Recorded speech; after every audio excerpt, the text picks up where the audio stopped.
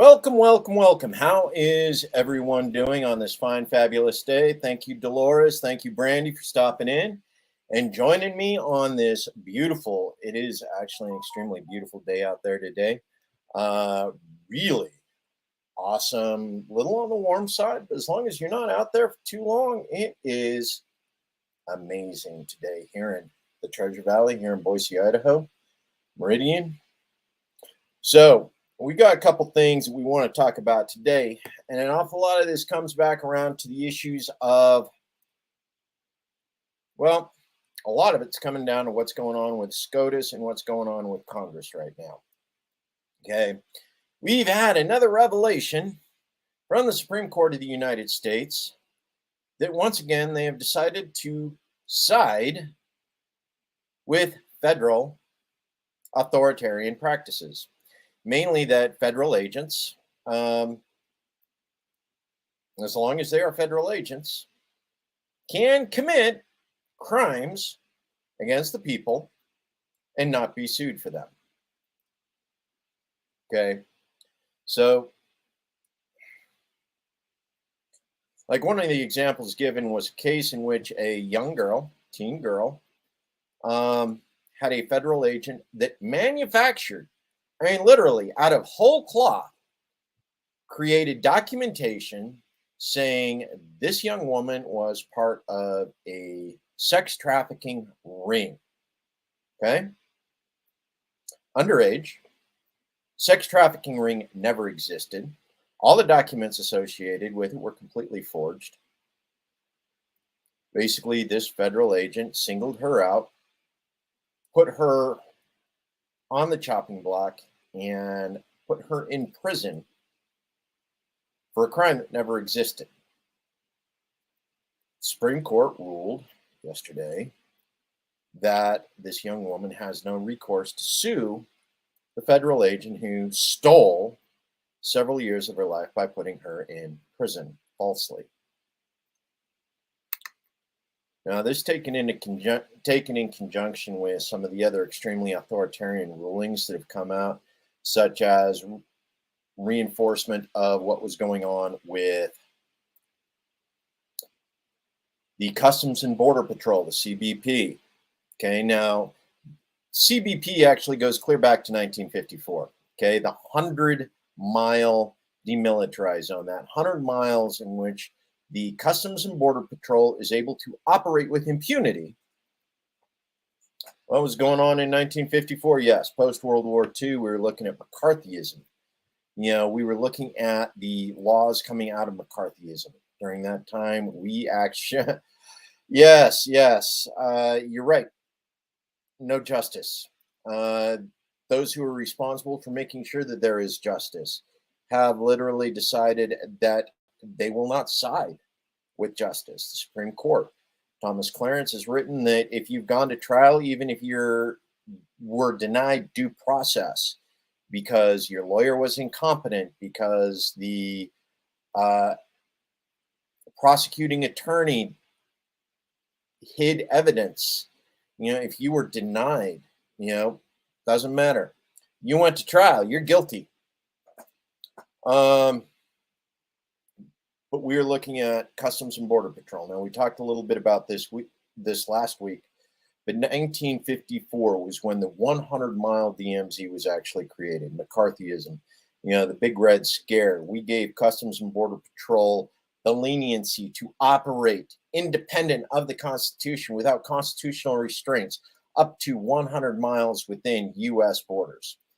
Okay, now Customs and Border Patrol has argued that that is every land border as well as within 100 miles of any and every international water delimiter. And so that means all the way around the United States, all the way around. 2/3 of Americans, 2/3. Yeah, I'm with you, particularly this Supreme Court. It has decided that it is not interested in justice. It is not interested in the rights of the people. It has decided almost unilaterally that it is 100% pro-federal authoritarianism. Okay. So, like 2/3 of the United States currently lives within the DMZ, the demilitarized zone, that allows the Customs and Border Patrol to operate with impunity. In addition to that, the Supreme Court has decided that federal agents, regardless of the rules, regardless of the rights that they break and violate, cannot be sued. So, I mean, literally, you have no recourse anywhere in the United States when a federal agent decides to violate your rights. Qualified immunity has been extended 100%. We have 100% unqualified qualified immunity. Break rules anytime, anywhere, violate rights anytime, anywhere, and you have no recourse whatsoever. Now, in addition to that, one of the things we have coming up, yes, the well-regulated militia and the red flag laws. Now, I know there's an awful lot of people out there that are actually firmly in belief that the red flag laws are important, that they have a vital role. At this time, think about who's responsible for enforcing those red flag laws. These are federal agents who have no obligation whatsoever to respect your rights. At this point, it's doubtful that this Supreme Court would even require that they ask for a warrant before they decide to commit to a no-knock raid, come through your door, shoot you in your sleep, rifle through your house, take what they want, and then declare that you were in violation and you attempted to attack them. And nobody can tell the world any different because you're dead. That is literally the world that we're looking at right now, because total immunity, pure fascism. That is exactly where we are. Oh, yes, absolute. Another agnostic. 1930s Germany. That is essentially where we are. And I'm glad you bring that up. Reason why is because we are deeply into Pride Week right now. Okay? We have significant fear-driven interests that are saying the degeneracy of the Weimar Republic. Okay? The degeneracy. This is what was going on in the capital at the height of the collapse of the Weimar Republic. Okay? Now, it's ironic because there are a number of plays and movies that have been written about that particular era. Gun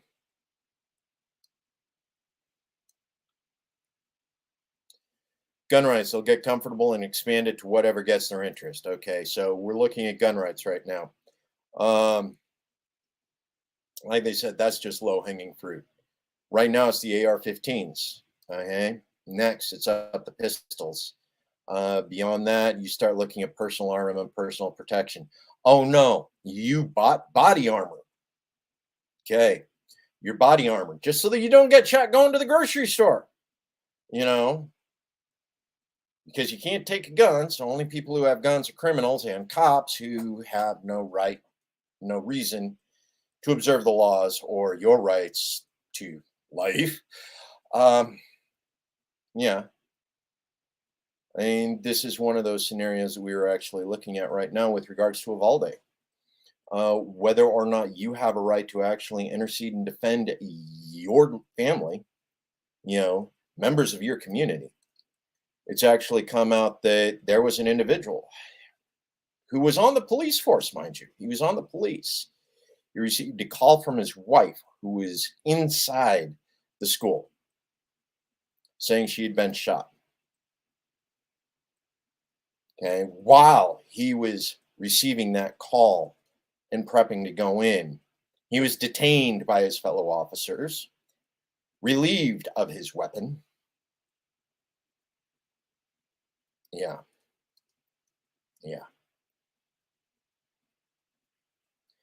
If any of them had been a federal agent, There would be no way to prosecute them, no way to hold them responsible. The irony of this is the one person who actually went in and finally, um, resolved the situation in Uvalde was a federal agent, was a Customs and Border Patrol agent who, operating within 100 miles of the border, had the ability to violate, break every rule, break protocols without worry of repercussion.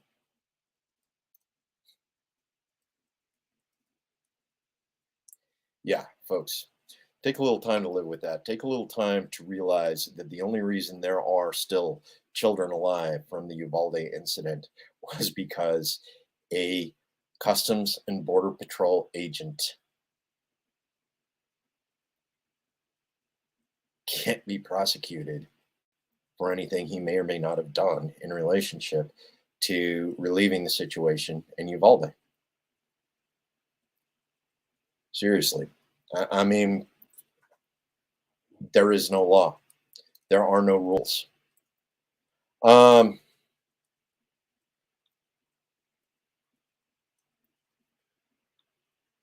You bring this up, agnostic. Yes, police don't have a constitutional requirement to save or help people. That is something that's actually been upheld by the current court in association with everything else that they've done. In addition to the fact that they have no constitutional requirement to save or help people, they've actually been given qualified immunity to kill you because they don't like you. Again, so why are we funding? Why are our taxes going to people who have been given a license to kill? A license to kill the good people who have been paying their wages. You bring this up, Mike. Our government's been curtailing our rights since the beginning. The Alien and Sedition Act, second president. Oh, dude, it wasn't even the second president. George Washington, the first president under the United States Constitution. Okay, mind you, not the first president of the United States, because we had 13 years in which we were operating under the Articles of Confederation. Okay, the Constitutional Convention that created the United States government as we know it now. Okay, 1986 or 1786, 1789, somewhere in there. Okay.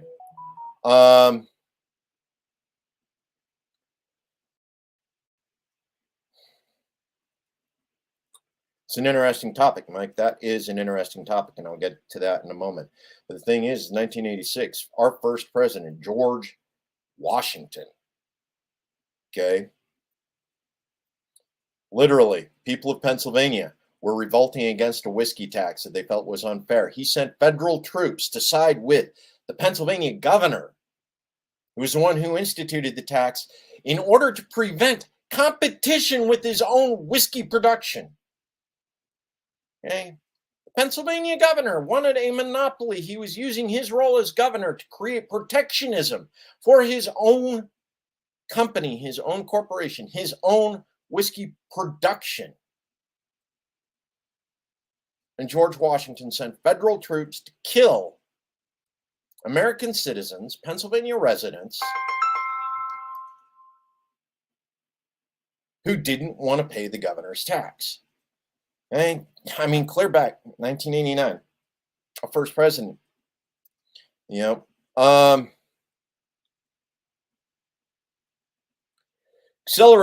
and ethno-nationalists in the in the bureaucracy or the bureaucracy. I think you got a little bit flipped up, but this is one of those things. Okay, accelerationists. These are the people who want to accelerate the collapse of the government in order to create a new nation, whether that's through the development of a new constitutional convention.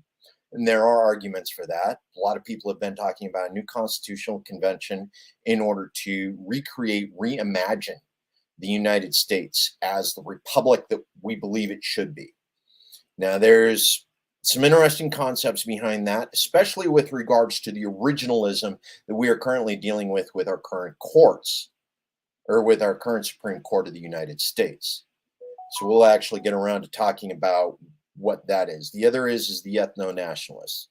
Now, there's an awful lot of organizations across the United States. Patriot Front's one, Project Europa, Nation of Islam, the Hoteps, several other organizations that are interested in creating ethno-states. Okay, now from an ethno-state perspective, what this is it is a small commune, which ideally, according to them, they actually want to expand it to the size of a state. So from the Aryan nation's perspective, Patriot Front, an awful lot of Patriot Prayer, a lot of these ethno-statists in the Pacific Northwest, they're actually looking at a Christian or a white Christian ethno-state. Okay, so we take a look at ethnic differences.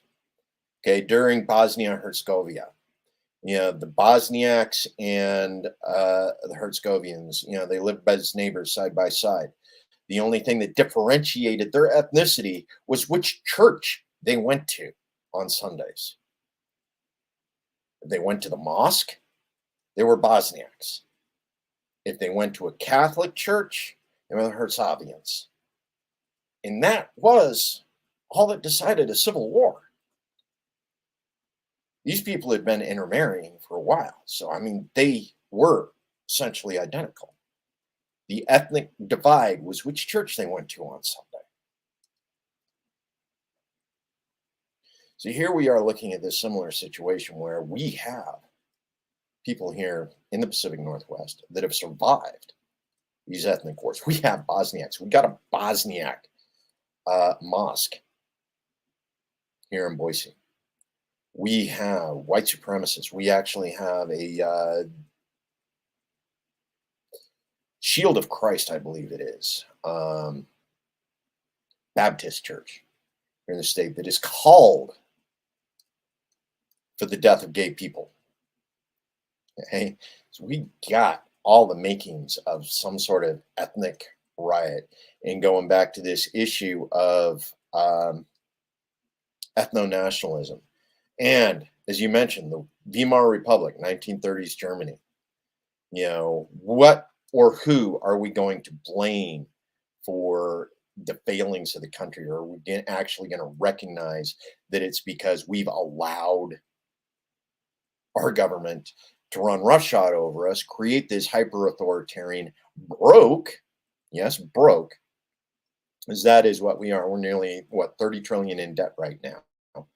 And the real production in the United States, we're a service industry. We don't actually produce anything. We measure our value in service to each other.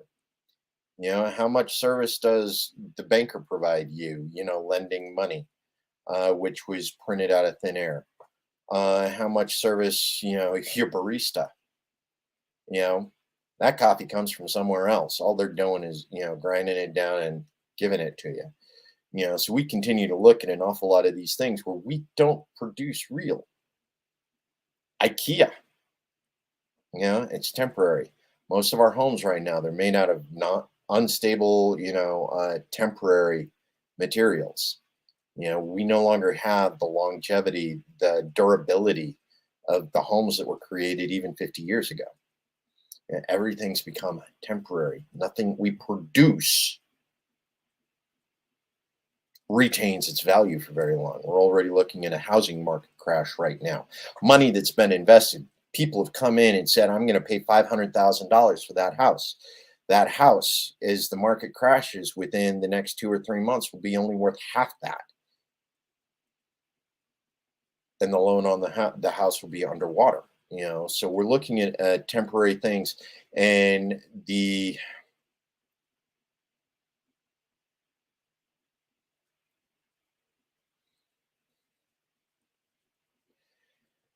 thing that we're looking at with regards to the Weimar Republic, Weimar Republic was going through massive hyperinflation at the time. When they started, okay, keep in mind, when they started putting people in the concentration camps, when they started looking at moving people in, it wasn't just the Jews that ended up in the concentration camps. You ended up with a significant number of the gay community that were the artists in Berlin, you know, that were doing the shows, that were doing the masquerades, that were doing, you know, the performances that everybody in the capital went to see. You know, one day they're stars. The next day they're wearing a pink triangle and they're behind wire. That's what we were looking at. Here we are coming up on that stage when we are looking at people who are beginning to fear people simply because they're different. And this is where it becomes more responsible for those people who see, as Brandy, what you bring up, the shit about to hit the fan. To stand up in defense of your neighbors. Because we're seeing the de-evolution of society. We are seeing the de-evolution of culture. And a lot of it is the Supreme Court continues to come down in support of the heavy authoritarian. Now, a lot of you out there are going, well, it's fascism. Others are going, well, it's communism. Well, it doesn't matter. Fascism and communism, as we understand it, as Americans, as we have been taught to understand what communism and fascism mean, is the hyper-authoritarianism. It is the authorization by the government to purge the insurgents, to purge the seditious, to purge people who think independent, like myself and like you, in order to silence us, in order to keep us from preventing what happens next. Now, are we there yet? God, I hope not. Otherwise, I just put a target on the back of my head. You know,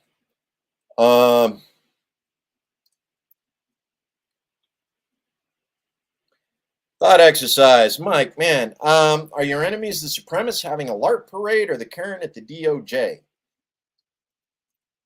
Yes, actually. And the two actually fuel each other. It's one of the things that's interesting about this particular exercise. You know, the supremacists out doing the LARPing, you know, doing their parades, 31 of them stepping out of the back of a U-Haul at a pride parade. You know, they give rise to the fear that the Karen at DOJ now has a target. They can start looking at extremist organizations and saying, well, they're actually active now. They are doing something. So not only do they target the active supremacist organizations, they're actually starting to go after some of the more quiet ones. You know, our friend Eric Parker, part of the 3%. Okay. He's already proven that he's willing to draw a bead on federal agents in violation of human rights.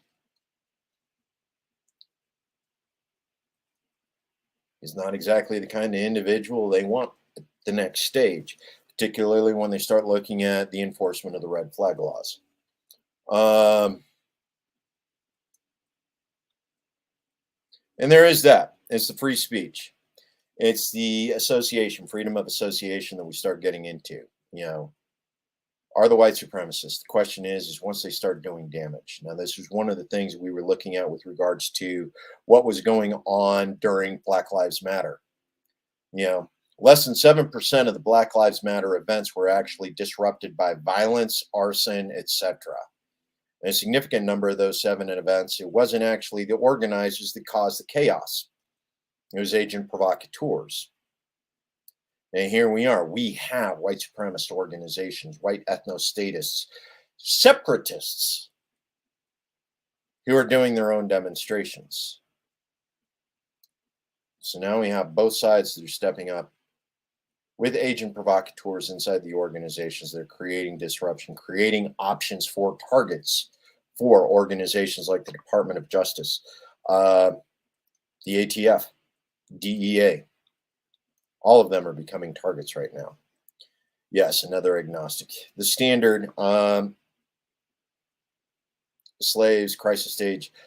Yes, we hit our crisis stage of capitalism. What happens next, though, isn't necessarily in Marx's wheelhouse.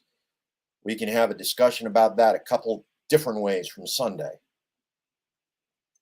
Marx had his opportunity to prove his theory of what needed to happen post-capitalism. That didn't go so well. Stalin jacked that up hard. Mao jacked that up hard. Lenin jacked that up hard. We may need to try something different. BlackRock versus Main Street, okay, and the ESG. An awful lot of these things that are going on right now with regards to the 4 branches of government. Actually, it's 5 branches of government right now. 5 branches of government. The executive, the legislative, the judicial, all of which have been bought by K Street, the lobbyists, and the mainstream media. Okay, our 5 branches of government right now literally control everything that's happening in the United States, except for you. You still have free will, believe it or not. Yes, you do.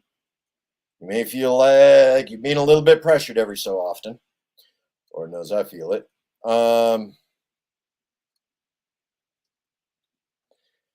And Brandy, a lot of this is communism versus fascism. Okay? There are differences. In my mind, not so much, because they're both authoritarian. As long as you have authoritarians in charge, they are going to go through the purge. You watched Stalin do it. You watched Lenin do it. You watched Mao do it. You watched Hitler do it. You watched Mussolini do it. Okay? If you don't believe in their ideology, they will make you go away. Ultimately, that's what it comes down to. An agnostic. Have a clearly defined Bill of Rights. We're here in the United States right now. We have a very clearly defined Bill of Rights. We have 10 of them, actually. They aren't being particularly well respected at the moment.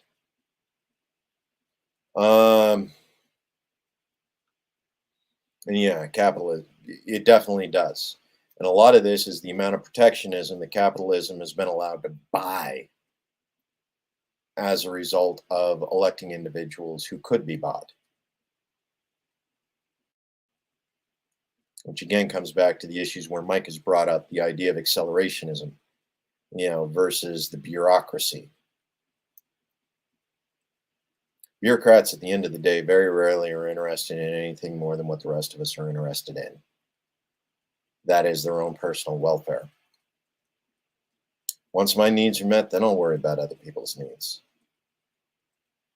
That is human nature. That is part of the individualism that is the culture in the United States.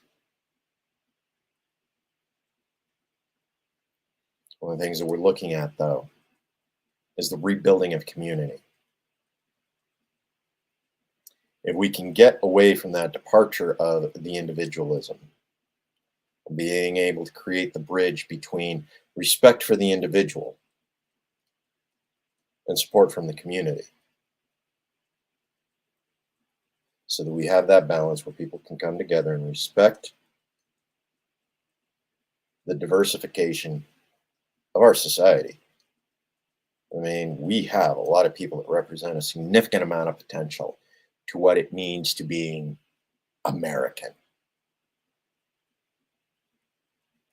The diversity that this nation represents. Despite all the blood that's been spilled as a result, despite all of the labor that's been stolen as a result, there is still the working class that has continued to build.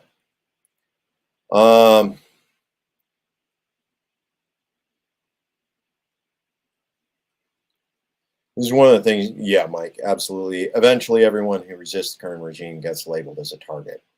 And that is what we are dealing with right now. We are dealing with a regime. Will it change in 4 years?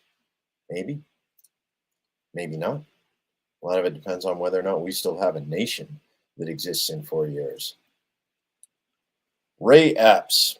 God.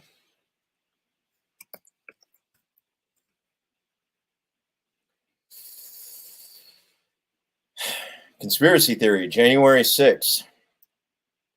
Was he or was he not a federal agent? Was he or was he not a provocateur? It's going to be a good question. And you're right, Marx never finished the thought. What comes after the revolution? What comes after the revolution?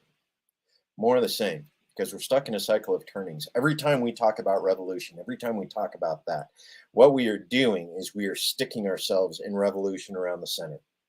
Okay? We're revolving. We never break orbit from what it is we're trying to fight, what it is we're trying to escape. All we do is change who's in charge. That's the problem with revolution. It's time that we start looking beyond that. It's time we take the next step, the step that Marx failed to take. Not revolution, but evolution. How do we take what we have right now and create something better from it? How do we reuse, reutilize? Because we need something different. I don't want to see it recycled, man. No. We need to get past recycling this. We need to get past the revolution. We need to get out of that.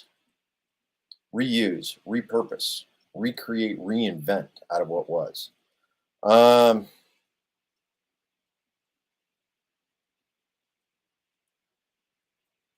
Yeah, and right, Mike, this is one of those things. The melding of state and corporation. Okay, this is what Mussolini coined. This was the stronger together, government and industry. This is the thing where, okay, as much as I hate to do it because I'm not a real fan of Ayn Rand. Okay, Ayn Rand, her hero, her protagonist, John Galt. Okay, John Galt was the industry, the leader, the planner, the organizer, the labor multiplier. Okay, we'll go with that term because John Galt multiplied the capacity for labor. Without the labor, he would have been nothing. But as a multiplier, he was able to take the excess that was created by the others. Okay. Now, the thing is due to regulation, John Galt was stymied by government. In contrast, where we look at fascism, when we look at what Mussolini tried to create, what FDR was able to create was the unity of government and industry. Government and industry stronger together. It was, in a lot of ways, what Hitler tried to create when he brought in experts like Henry Ford to help build and create Volkswagen. Later was turned into making tanks. Okay, and yes, from the libertarian perspective, Mike, this is what you look at with regards to anarchy. Okay, the only defense against fascism and communism is to depower the government at every level. Okay, how do you build your community? In a lot of ways, the best way to the way you build community, the only way you can build community is from the grassroots. It's going out and meeting your neighbors, becoming part of that cooperative, becoming part of that organization, where the homeowners association, where you come to understand that there are boundaries, that there are personalities, that there are preferences, where you understand who in person is as the individual. And I step into the individual. As part of an individual, you can join and become part of a greater whole. Now, the trick is in developing the ideas of community while respecting the individual, the diversification of your community, by inviting people in, by welcoming people in who are different, who are capable of creating new insights, creating new potential for your community.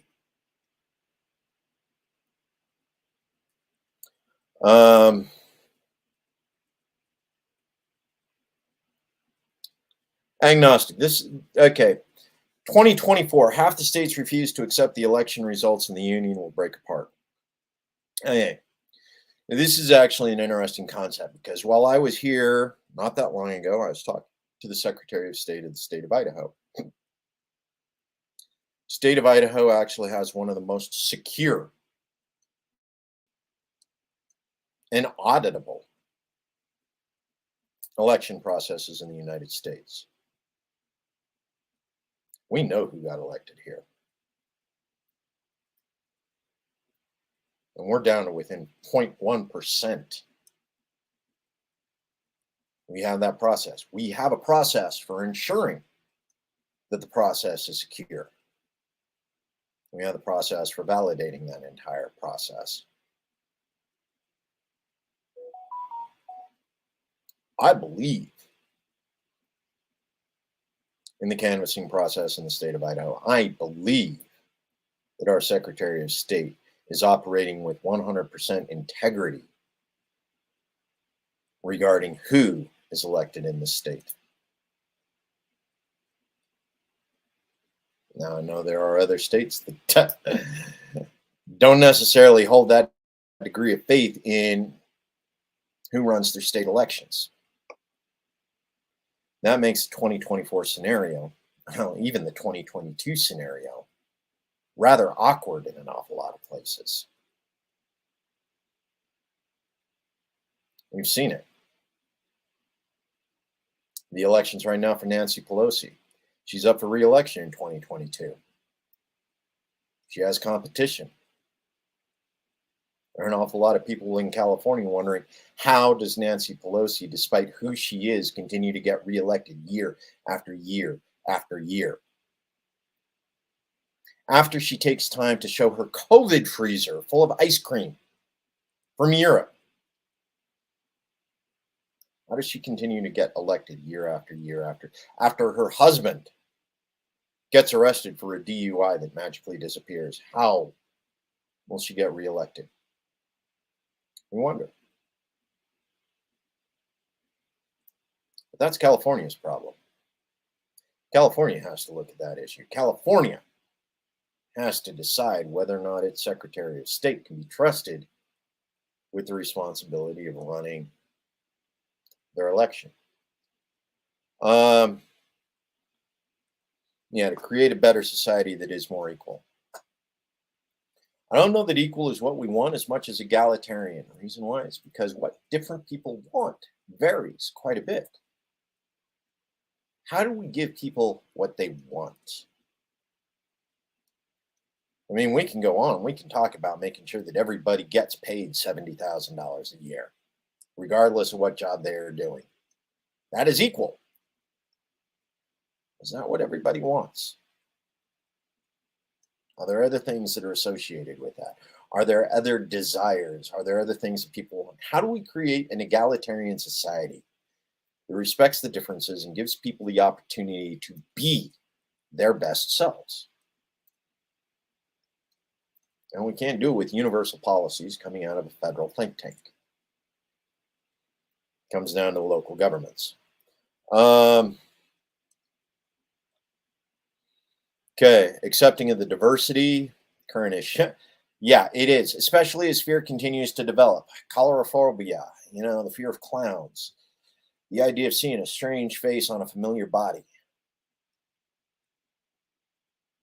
We have people who've descended from cultures in the United States where seeing somebody with a strange face, seeing somebody with a different skin color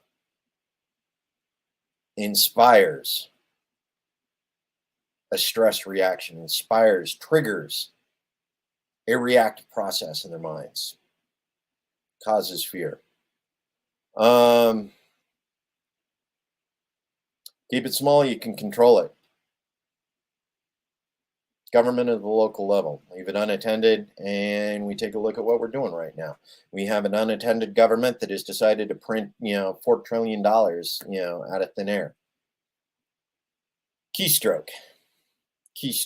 We keystroked $4 million into existence. When we keystroked $4 trillion into existence, we wiped out the labor of 1 million people. We wiped out the lifetime, the work of 1 million people. $2 million in their lifetime. 1 million people, when we keystroked 4 trillion into existence, we wiped out the life work of 1 million people.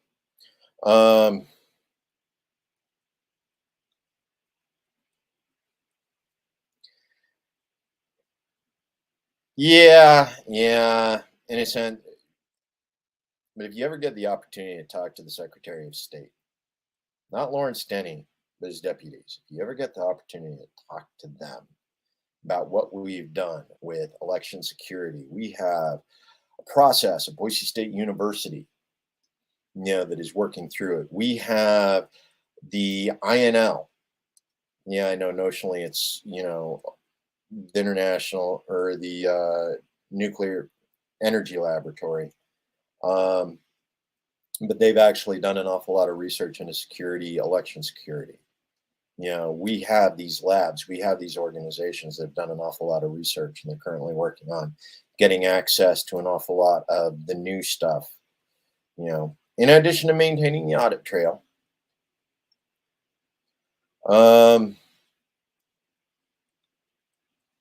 Equality of opportunity versus equality of outcome. Okay, we have an awful lot of people right now that are looking for equality of outcome. That is not actually what people want, because people desire different things. In an egalitarian society, people want different things because we are made different. We are wired different. Some people are willing to take their $70,000 and spend it on other people. Other people want to take their $70,000 a year and spend it on things. Other people are perfectly happy spending that $70,000 a year raising their family and tending a garden out back. We need to give up on this idea of equality of outcomes if we're going to truly appreciate the concepts of diversity, diversification of an egalitarian society. Not everybody needs to be the same, folks. Outcomes do not need to be the same. Quality of opportunity, what we want to enjoy.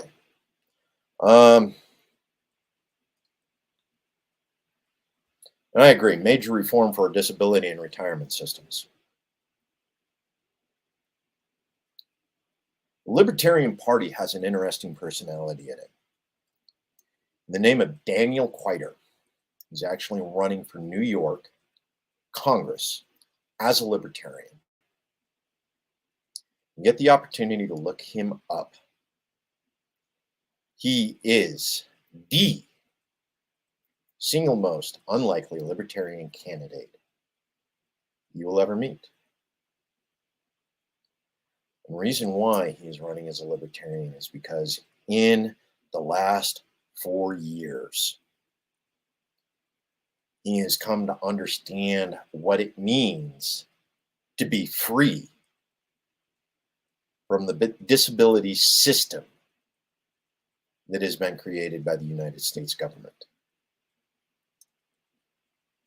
He's actually running on how to dismantle what is, because he's come to understand that what is does not work and does not maximize his opportunities. It does not create quality of life for him. By being able to step outside of the system system that so many of us would look at him and say he needs, because we're all innately ableist. I mean, we really are. Too many of us look at people like Daniel Quieter and say he needs the help. No. He's figured out how to do it. He's figured out how to manage it outside of the system. He's figured out that by giving the individual the tools he needs to create access, we don't need to place the burden on society to create access for every disability. Yes, we absolutely do need to take a look at our system of systems with regards to disability and retirement. It needs to be reformed. And it's quite possible that we may literally need to tear it down to its roots and rebuild it from scratch in order to make a system that works in a truly egalitarian fashion. How many of you are familiar with the concept of transhumanism? Okay? Transhumanism. The idea that man and machine, yeah, he is. He's on fire, man. He's on fire. The idea of better living through technology, transhumanism. And an awful lot of people look at these concepts like cyborgs. And ultimately, all transhumanism is taking the technology that exists to create more opportunities for those people who are currently experiencing, for lack of a better word, and I really hate this word, but for lack of a better word, dysfunction. And for people who aren't able to operate within the realm of normal, heteronormative, got all your fingers and all your toes and all your parts, the people who can't operate in that scope, we have a concept called transhumanism. Okay, our Paralympians, okay, the people who are amputees who are running on bionic legs, little springs, transsexuals, people who identify as being a different gender, are able to go under surgery and become the person that they believe they are in their mind. The ability to make sure that other technology, cochlear implant, giving deaf people the ability to hear.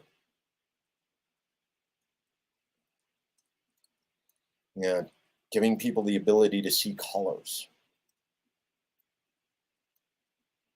Better living through chemistry, is another transhumanist aspect. The medicine, are you able to go faster? Push harder, be stronger. Use of steroids, all generally considered not healthy. We continue to see people who do it because they want to be bigger, they want to be stronger, they want to be more competitive. Ritalin.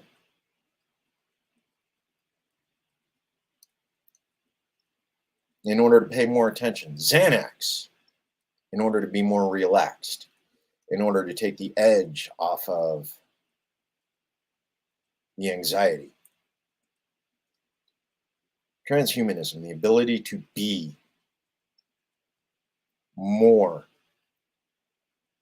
than what you think your natural self is capable of being.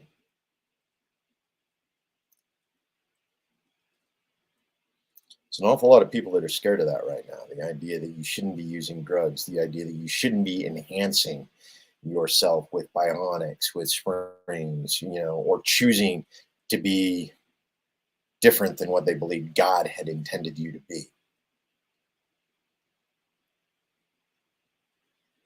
This is an interesting point. Transhumanism is dangerous because of the people who will control it. Okay, we're starting with helping, but weaponized and turned against the vulnerable. It's one of those things where it comes down to the ethics of transhumanism, the ethics of the machinery. Okay, we are taking a look at some of the things right now with regards to the way Elon Musk is looking at technological implants in the mind in order to help people who have epilepsy, in order to help people who have Tourette's, brain disorders, mind disorder, functions. In the very real case that the person it is installed in does not necessarily have control of what is put in their mind, that is put in their body. We're already looking at Elon Musk's Teslas being able to be turned off remotely. Can you imagine having a pacemaker that can be turned off remotely?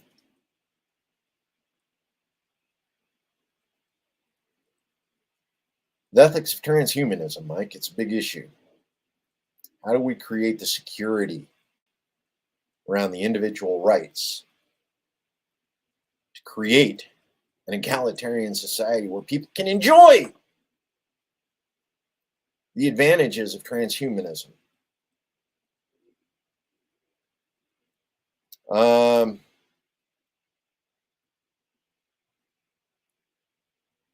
Right? This is an interesting discussion. And if the World Economic Forum is talking about it, we had better be talking about it too. Okay? Because right now, what they're talking about with regards to transhumanism and useless people is eugenics. Yes. We're back to that, folks. We're back to eugenics 100 years later. Yeah, people talking about eugenics. What do we do with the useless people?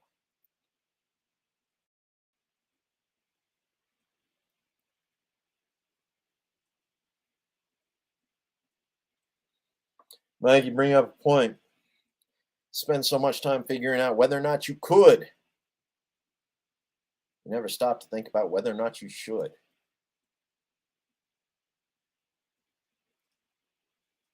It's one of the reasons why ethics in science is so important. It is why the thought process. What are the reasons we shouldn't? So that we can put the controls in place.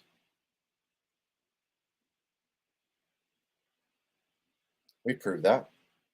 Taya. Teen AI.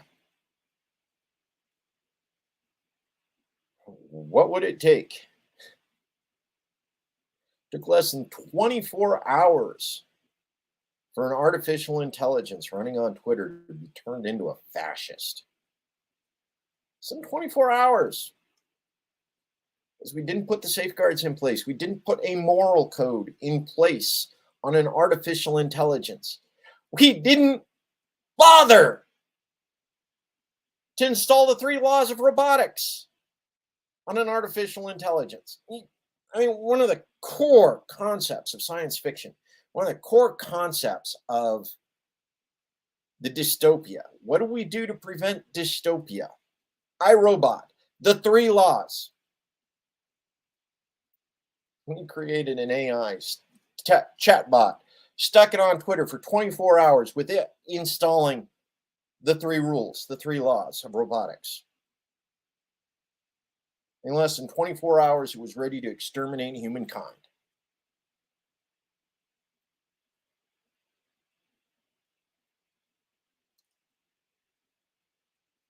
And yeah, Brandy, you're not the only one.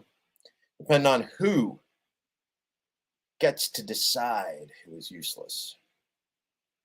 And unfortunately, it's an awful lot of individuals with an awful lot of money who are very useless themselves without other people doing the work for them are the ones who get to decide who's useless. I don't know about you. I'm particularly resistant to that idea. Klaus Schwab, the rest of them at the WEF.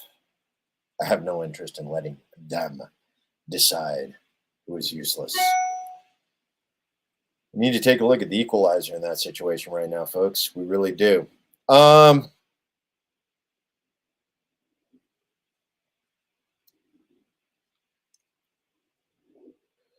Another ignite. Maybe we should have done more research of social media before letting it be distributed to developing minds.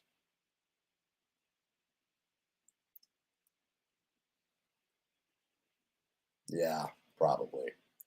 However, we are where we are. We got the opportunity to learn from it.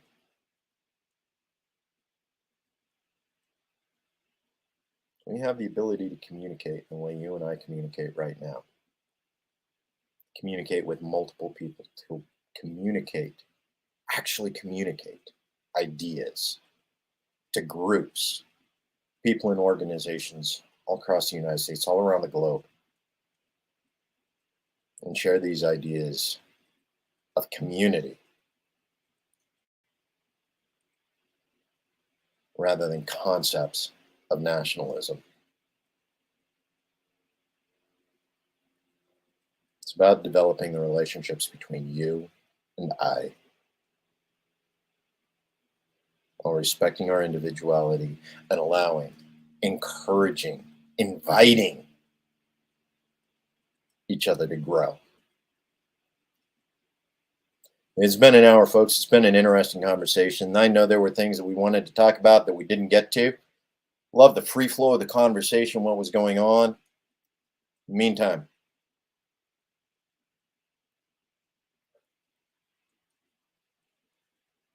yeah, quite possible. Quite possible. Hopefully we can stop it early this time. Meantime, family, friends, community. As long as you got those three, you can make anything happen. Enjoy the rest of your week. Love you guys.